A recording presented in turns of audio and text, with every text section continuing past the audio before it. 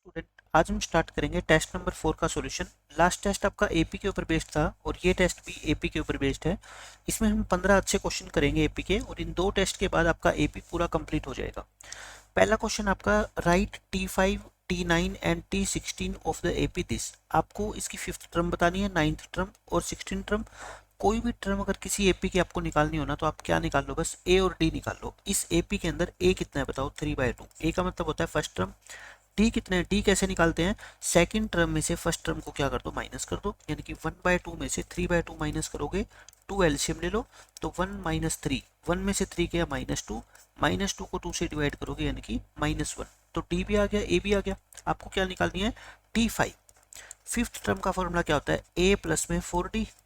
ए कितना है आपका, ए है 3/2 प्लस में 4 इंटू डी। डी कितना है यहाँ पे, -1। तो यानी कि 3/2 माइनस में 4। अब इसका एल्शियम ले लो आप। एल्शियम लोगे 2 तो कितना आएगा, देखो यहाँ पे 3 और यहाँ पे कितना आएगा 8। 3 - 8 कितना होता है, -5। तो -5/2 आपकी क्या आ गई, T5। अब क्या निकालनी है, T9। T9 का फॉर्मूला क्या होता है, ए प्लस में 8D। ए कितना आपका 3/2 और प्लस 8 इंटू डी। डी कितना आपका -1। 3/2 - 8 तो आप एल्शियम लो कितना इसका, 2। तो 3 - 8 2 16 यानी कि माइनस के 13/2। और फिर क्या निकालनी है आपको, T16। T16 का फॉर्मूला होता है ए प्लस में 15D। ए कितना है 3/2 प्लस 15 इंटू -1 तो यानी कि 3/2 माइनस के 15। एल्शियम ले लो आप कितना, 2। 3 माइनस में 30 यानी -27/2। ये तीनों टर्म मैंने आपको निकाल के दिखा दी। बहुत आसान है। ए और डी निकलने के बाद आप किसी भी एपी की कोई भी टर्म निकाल सकते हो। अब देखो सेकंड क्वेश्चन। इस तरह के क्वेश्चन लास्ट टेस्ट में हमने बहुत किए थे। Which term of the AP this is -77। या फिर आप ये कह लो कि इस एपी के अंदर कितनी टर्म है, बात एक ही है। ठीक है, ध्यान रखना है। मैंने आपको कल भी बताया था कि अगर आपसे ये पूछे कि ये -77 इस एपी की कौन सी टर्म है, तो आप क्या कर लो, इसको मान लो कि ये इसकी nth टर्म है। इसको क्या मान लो आप, nth टर्म मान लो। ठीक है, तो क्या लिखो आप, let Tn equal to -77। Tn का फॉर्मूला क्या होता है, a plus n-1 into D. अब आप क्या करना है, a और d की वैल्यू पुट कर दो बस यहाँ पे। a कितना है इस क्वेश्चन में, देखो 10 है, प्लस n-1 d कितना है आपका 7 - 10 यानी कि -3। पहले आप क्या करोगे, इस 10 को उधर ले जाके माइनस करोगे, -77 - 10 यानी कि -87। ये माइनस से माइनस काट दो, माइनस से माइनस कैंसिल कर दो और 3 को नीचे ले जाओ। 3 नीचे जाएगा, डिवाइड होएगा तो कितना आएगा 29। तो n कितना आ जाएगा आपका 30। ठीक है, n आ गया आपका 30। तो यानी कि इस एपी के अंदर कितनी टर्म है, 30 टर्म है। या फिर आप ये कह लो कि ये -77 जो है ना, वो इस एपी की कौन सी टर्म है, 30th टर्म है। तो हम लिख देंगे लास्ट में, सो -77 is 30th term of this AP. ये इस क्वेश्चन का क्या है, आपका आंसर है। ठीक है, ये आंसर है। अब देखो question number 3, find the 11th term from the last term of the AP. ऐसा क्वेश्चन हमने लास्ट टेस्ट में भी किया था कि आपको जो है ना लास्ट से काउंट करना है इस टर्म से और इस एपी की 11th टर्म बतानी है। तो मैंने आपको क्या बताया था कि जो लास्ट टर्म होती है उसको आप क्या मान लिया करो, ए मान लिया करो, क्योंकि हमने यहीं से काउंटिंग स्टार्ट करनी है। और कॉमन डिफरेंस देखो, इस एपी का कॉमन डिफरेंस कितना है, 7 - 10 यानी कि -3। लेकिन फिर अपना डिफरेंस कितना आएगा, +3, क्योंकि जब हम लास्ट से काउंटिंग स्टार्ट करेंगे तो टर्म क्या होगी आपकी, बढ़ती जाएगी। ठीक है, तो आपका निकालना क्या है, 11th टर्म। 11th टर्म का फॉर्मूला क्या होता है, a प्लस में 10d। a कितना देखो, a है आपका -62 प्लस 10 इंटू डी। तो -62 प्लस 30 यानी कि 30 में से 62 माइनस करना है। छोटे नंबर में से बड़ा नंबर माइनस करोगे तो आंसर किसका आएगा, माइनस का। कितना आएगा आपका 32, -32 इस क्वेश्चन का आपका आंसर है बस।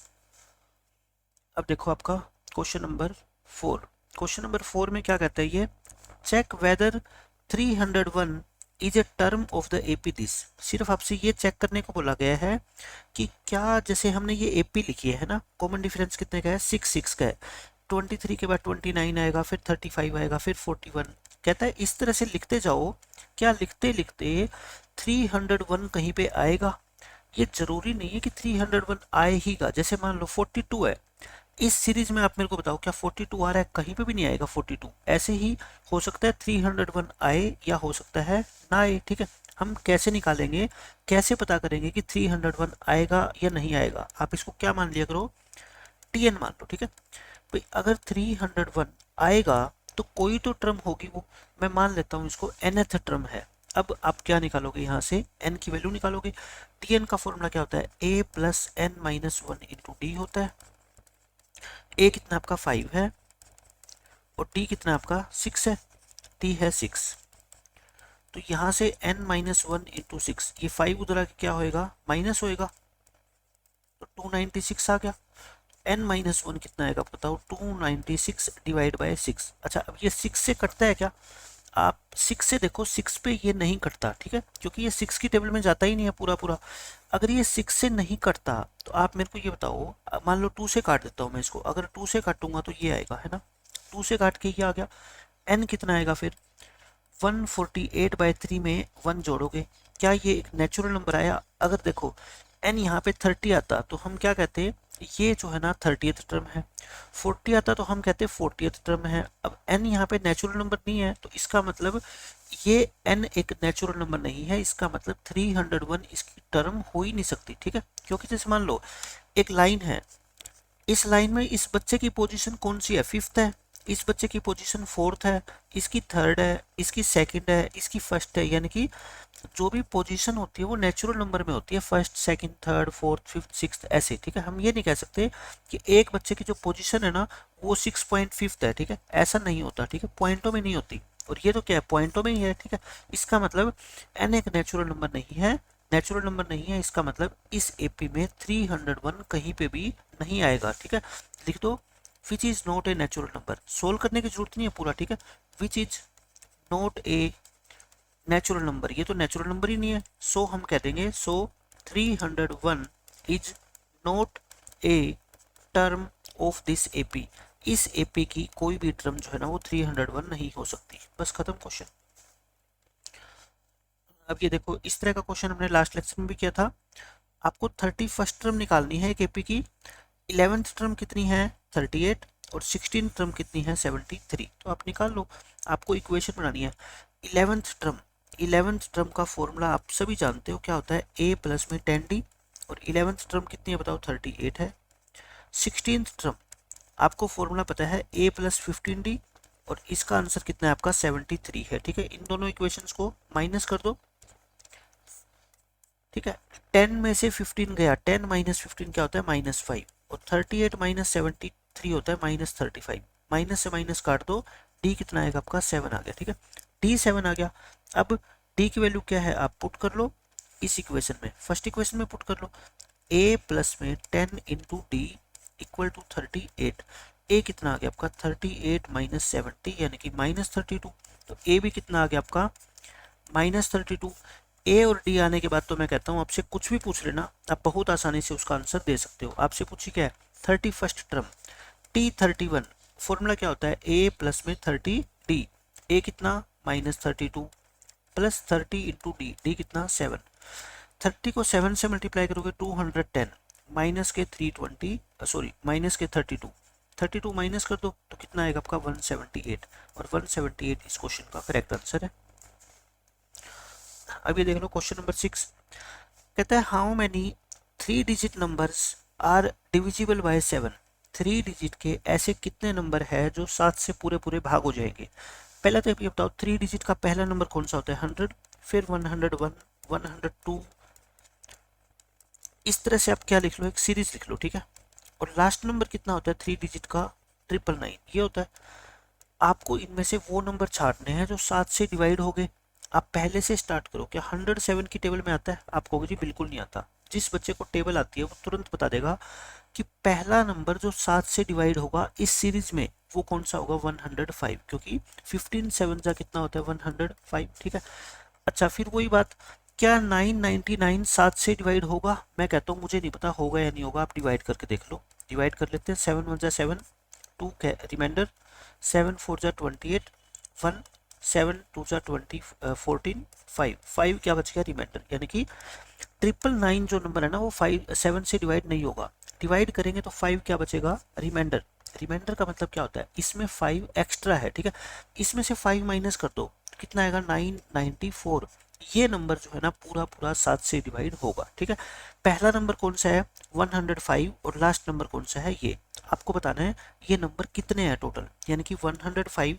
अच्छा 105 से अगला कौन सा होएगा, 7 का मल्टीपल यानी कि 7 का गैप होएगा, ठीक है, इसमें 7 जोड़ दो, फिर इसमें 7 जोड़ दो, और लास्ट नंबर कितना है आपका 994। बस ये क्या बन गई आपकी एपी। और आपको ये बताना है कि इस एपी में कितनी टर्म है।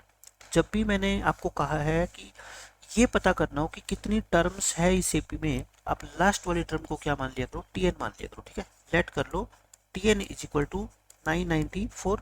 टीएन का फॉर्मूला क्या होता है, a plus n minus 1 into d होता है। ए की वैल्यू कितनी बताओ 105 प्लस एन माइनस 1, डी की वैल्यू कितनी है 7। तो पहले तो इस 105 को उधर लाके क्या करो, माइनस करो, 994 माइनस 105 यानी कि 889 हो गया।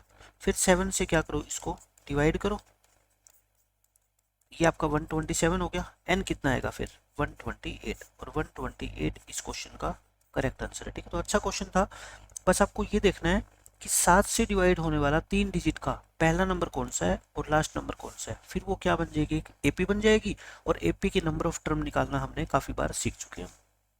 अब देखो question number 7, determine the AP. ये इंपॉर्टेंट क्वेश्चन है, बहुत आसान तरीका है इसका। डेटरमाइन द एपी, आपको एपी निकालनी है। देखो एपी निकालने का मतलब होता है ऐसी सीरीज है, जैसे मान लो 3 है, फिर 7 है, फिर 11 है, फिर 15 है, यानी कि पहली 2-3 टर्म आप निकाल के दिखा दो और आपके क्वेश्चन का आंसर आ जाएगा, ठीक है। हुज थर्ड टर्म इज 16, यानी कि थर्ड टर्म की जो वैल्यू है ना वो कितनी है 16 है। और थर्ड टर्म का सबको पता है फॉर्मूला क्या होता है, ए प्लस में 2d। एक इक्वेशन तो ये आ गई, ठीक है। फिर दूसरी इक्वेशन के लिए क्या कहता है ये, सेवंथ टर्म, T7 का मतलब क्या होता है सेवंथ टर्म। एक्सीड, एक्सीड का मतलब क्या होता है ज्यादा। सेवंथ टर्म जो है ना वो फिफ्थ टर्म से 12 ज्यादा है, यानी कि आप है ना जब भी ये एक्सीड वर्ड आ जाए ना, आप T7 और T5 आप मान लो दोनों क्या है इक्वल है, इसको इक्वल लिख दो। लेकिन इक्वल नहीं है ये, है ना, कौन बड़ा है T7, तो छोटा कौन है T5।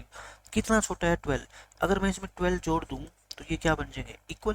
देखो एक नंबर 10, एक नंबर 4, मैंने इसको क्या लिख दिया इक्वल लिख दिया गलती से।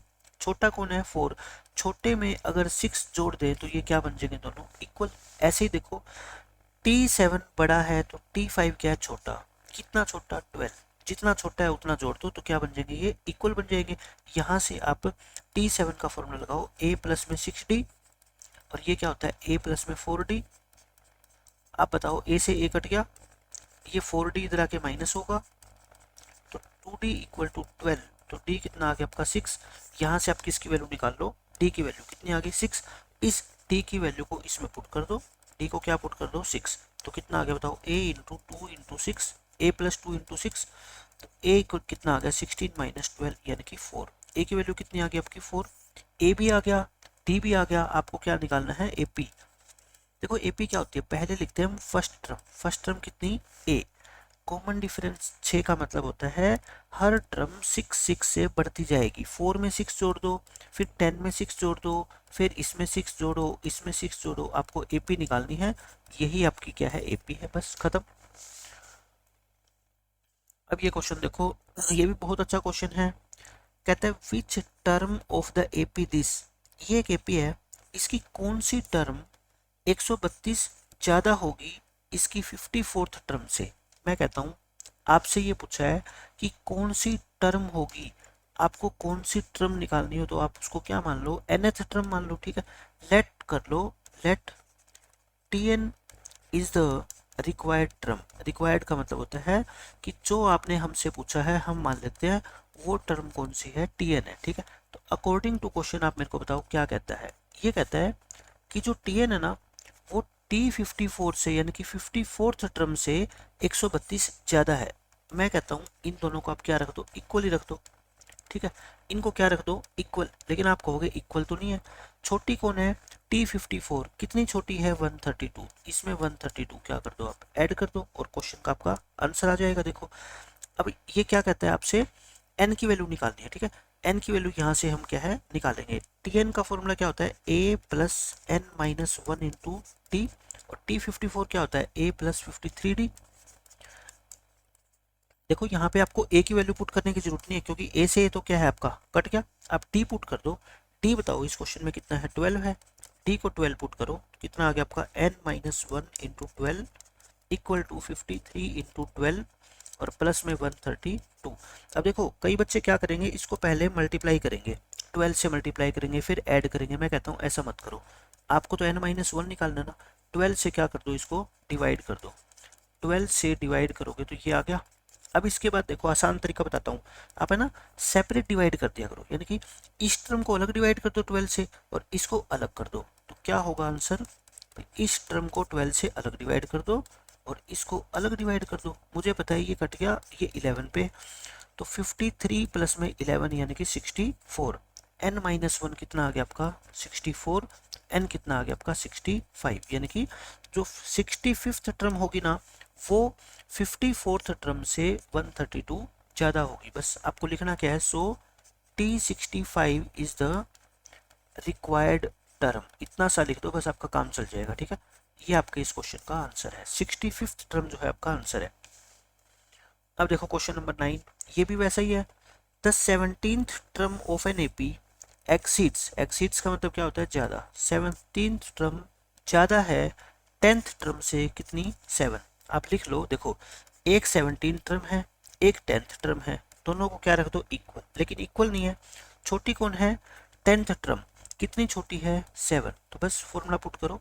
T17 का क्या होता है, ए प्लस 16D, ये क्या होता है ए प्लस 9D प्लस में 7।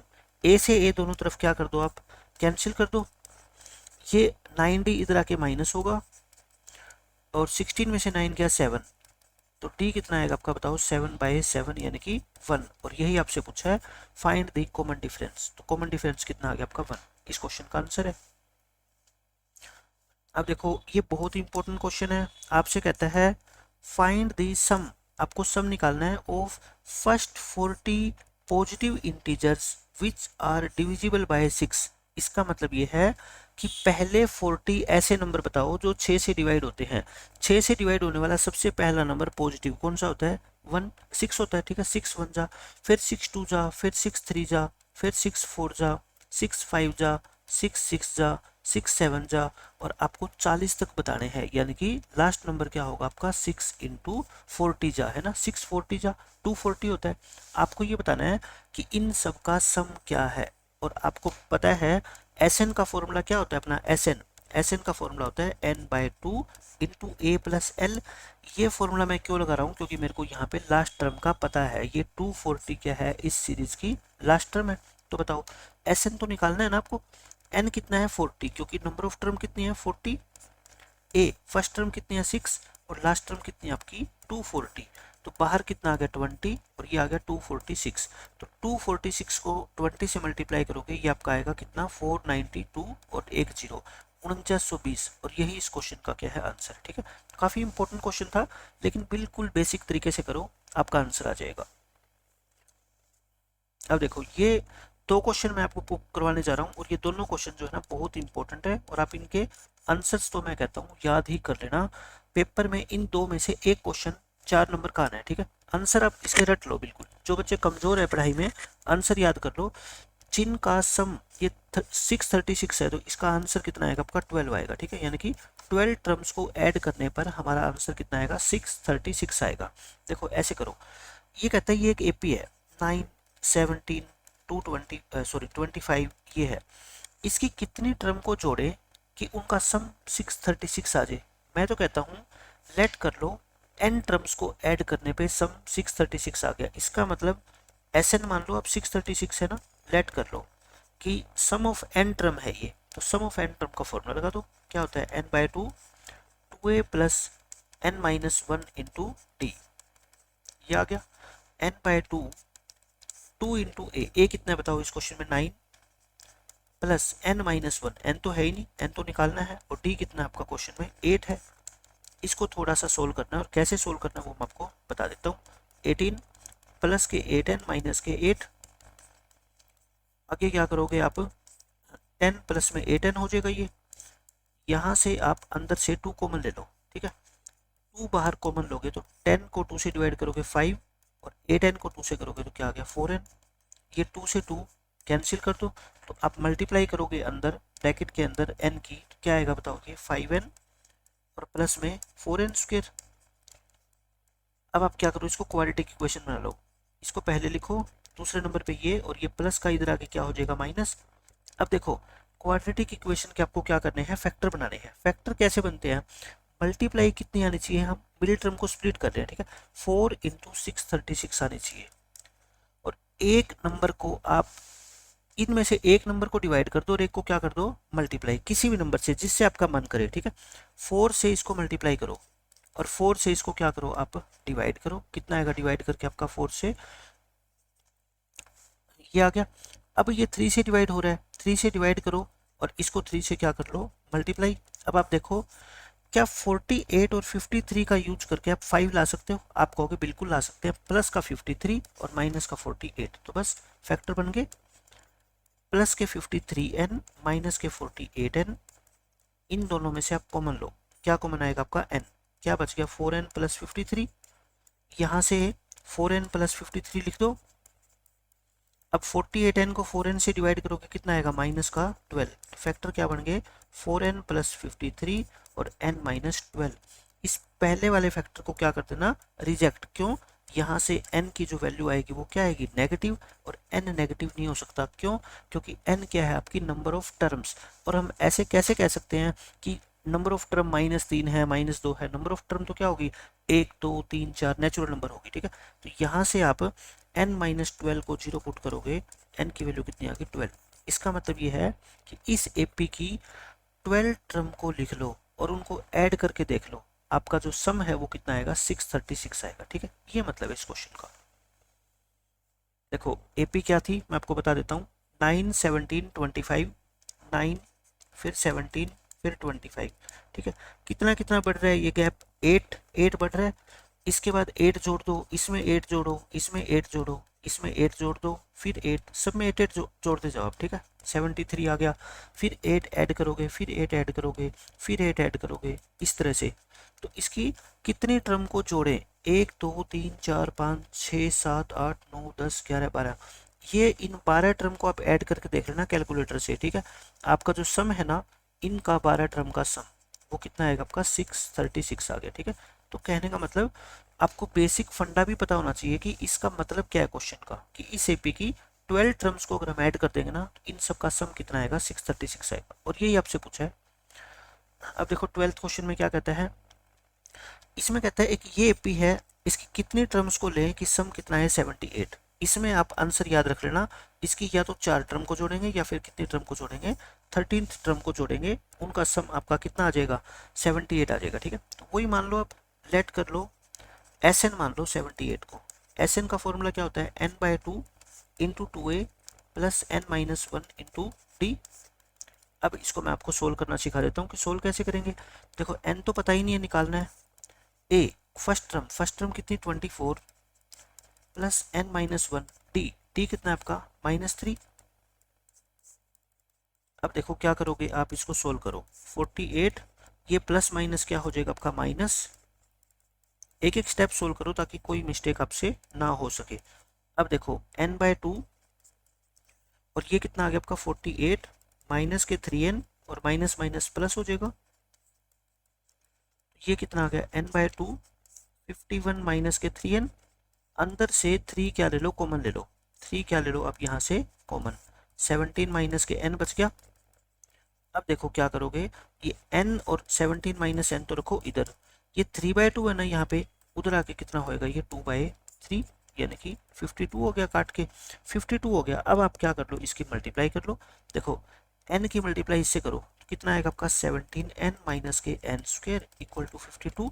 मैं कहता हूँ n स्क्वायर वाली टर्म को हमेशा प्लस की बनाए, ठीक है, उधर ले जाओ, मतलब 52 तो है ही पहले से, n स्क्वायर को उधर ले जाओ प्लस हो जाएगा, ये माइनस हो जाएगा। तो कितना आ गया, इक्वेशन क्या आ गई आपकी n स्क्वायर माइनस के 17n और प्लस के 52 जैसे आपके दिमाग में आता है ना तो आप सोच लो 13 4 जा कितना होता है 52 होता है, तो फैक्टर क्या बन गए इसके माइनस के 13n और माइनस के 4n, बस इसके फैक्टर बना दो n माइनस 13 और n माइनस 4, और जो n की दो वैल्यू आई है ये दोनों ही आपके क्या है आंसर है। ठीक है, काफी इंपॉर्टेंट क्वेश्चन थे, क्वेश्चन नंबर 11 और क्वेश्चन नंबर 12।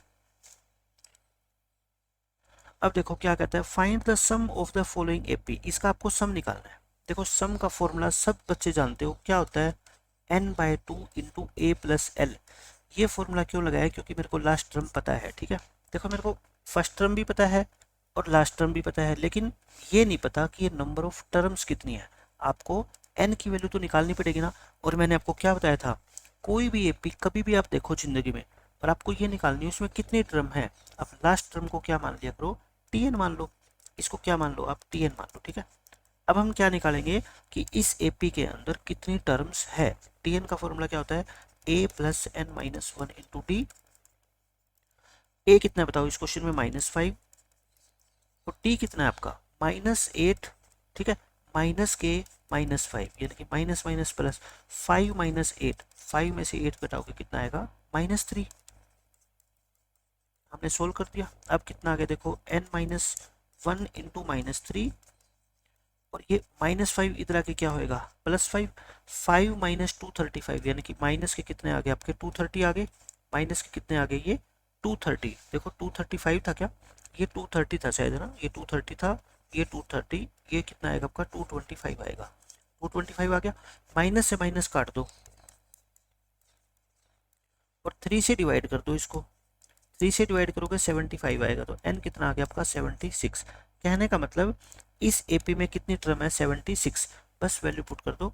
n की वैल्यू कितनी है 76, ए कितना बताओ -5, और l लास्ट टर्म कितनी है माइनस के 230, ये कितना आ गया 38, और इन दोनों को माइनस माइनस माइनस वैसे प्लस नहीं होते। ठीक है, दोनों नंबर जब माइनस के हो, ठीक है, तो क्या करते हैं माइनस का साइन लगाते हैं और इन दोनों को प्लस कर देते हैं।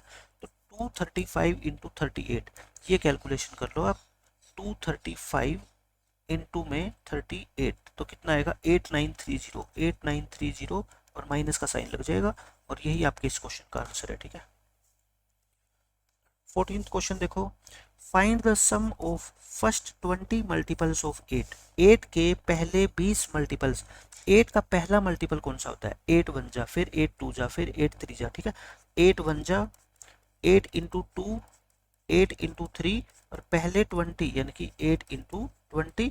आपको इन सब का क्या निकालना है, सम निकालना है। तो सम का फॉर्मूला अपने को पता है, क्या होता है n/2 इंटू ए प्लस एल। ये फॉर्मूला क्यों लगा रहा हूँ, क्योंकि मेरे को लास्ट टर्म का पता है। ठीक है, n कितनी है बताओ 20, 20/2, फर्स्ट टर्म कितनी 8 प्लस एल कितनी 160। तो बस क्वेश्चन खत्म आ गया। 168 को 10 से मल्टीप्लाई कर दो, 1680 क्या आ जाएगा इस क्वेश्चन का आंसर आ जाएगा आपका। अब देखो इस टेस्ट का last question, find the sum of first 11 terms of this AP. आपको 11 टर्म्स का सम निकालना है। आप मेरे को बताओ n टर्म का सम क्या होता है, n/2 into 2a plus n minus 1 into D. अब की बार वो लास्ट टर्म वाला फॉर्मूला मत लगाना, क्योंकि लास्ट टर्म आपको पता ही नहीं है। ठीक है, यहाँ पे n कितना है बताओ, n है 11। ठीक है, a हमारे को पता है ये रहा, बस हमारे को d नहीं पता, d निकाल लेते हैं। d कैसे निकालोगे बताओ, सेकेंड टर्म में से फर्स्ट टर्म को क्या कर लो माइनस कर लो। 15 और 12 का एलसीएम कितना होता है 60, 60 को 12 से डिवाइड करोगे 5, 60 को 15 से डिवाइड करोगे 4, यानी कि 1/60। डी कितना आ गया अपना 1/60 आ गया, बस वैल्यू पुट कर दो। एन कितना बताओ 11/2, 2 इंटू ए कितना 1/15 प्लस एन कितना 11 माइनस 1 इंटू डी कितना 1/60। अब हम इसको सोल्व करेंगे बस। ये कितना आ गया 2/15, और ये कितना आ गया आपका 10/60 है ना, 10/60 लिख दो, 10/60, 10/60। अब क्या करो 60 एलसीएम ले लो इनका, ये कितने बजाएगा 4, 4 2 जा 8, 8 प्लस 10 यानी कि 11 इंटू ऊपर कितना हो गया 18, और डिवाइड बाय कितना हो गया 2 इंटू 60। अब आप इसको क्या कर लो सोल्व कर लो। देखो सोल्व करोगे ये कटेगा है ना, 3 पे काट लो, 3 20 पे कटेगा और 3 3 पे कटेगा, 11 3 जा कितना होता है 33, और नीचे क्या बच गया 20। तो इसकी पहली 11 टर्म का जो सम आएगा वो कितना आएगा 33/20। तो ये थे आज के लेक्चर के अच्छे 15 क्वेश्चन, और आपके जो है ना टेस्ट नंबर 3 और टेस्ट नंबर 4 मिला के आप अच्छी तरह से कर लो, आपका पूरा एपी कवर होएगा और एग्जाम में कम से कम 8 नंबर के क्वेश्चन इसी चैप्टर में से आते हैं। तो मिलते हैं नेक्स्ट लेक्चर में। Bye bye, take care.